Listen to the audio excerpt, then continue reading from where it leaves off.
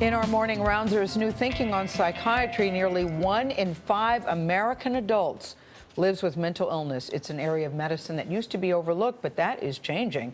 Dr. Jeffrey Lieberman is the author of a new book. It's called Shrinks, The Untold Story of Psychiatry. He is chairman of psychiatry at Columbia University and joins us at the table. Good to see you, Dr. Lieberman. Thanks, Gail. You said that there is still a stigma associated with mental illness, and that's something you think we need to change and rethink.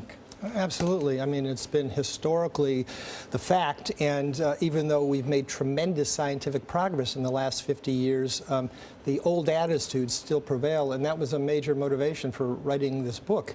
The fact of the matter is that after 30 years of researching mental illness, treating patients, I became so upset that millions of people continue to suffer from the symptoms of mental illness because either they're ashamed and embarrassed to reach out for treatment or they don't know how to find it.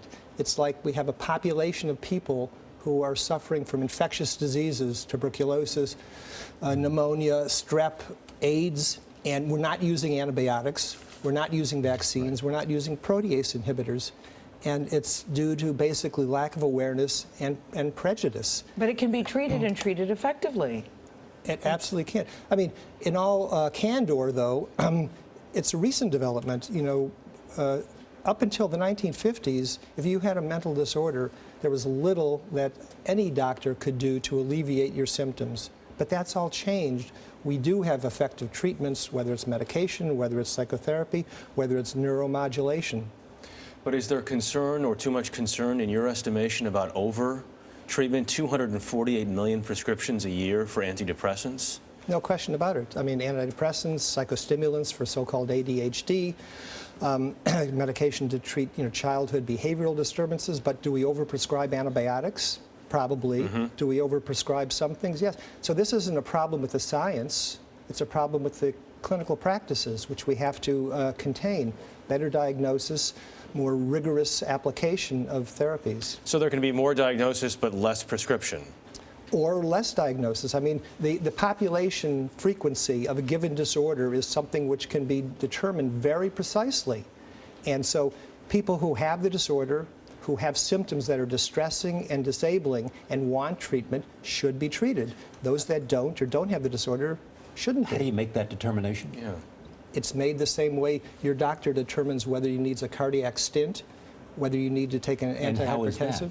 It's made by a comprehensive diagnostic evaluation, a discussion of patient, what the diagnosis is and what the treatment options are, and then selecting a treatment. The difference, which I think you're getting at, Charlie, is that in psychiatry, diagnosis is a little different. When you need a stent, you get an arteriogram, you get an EKG, you have your blood pressure checked. In psychiatry, we don't have that yet. It's all clinical. And that's going to change, but it hasn't changed yet. But how are you going to get people to talk about it freely? I can talk about a bronchial cough, but who's going to say, I'm having trouble coping, I'm having panic attacks, I'm just freaking out. How are people going to get to the point where they can say that comfortably and not feel judged? Well, that's the dilemma. I mean, people say it to their family members and their friends all the time, but they don't equate that with the disorder that may need to be professionally helped, and how do they get to that person? But if I could say one more thing related to it. The aversion that our society has had towards mental illness and the stigma that's perpetuated is symbolized in the military's attitude and what's happening with PTSD and suicide and the psychological wounds of war.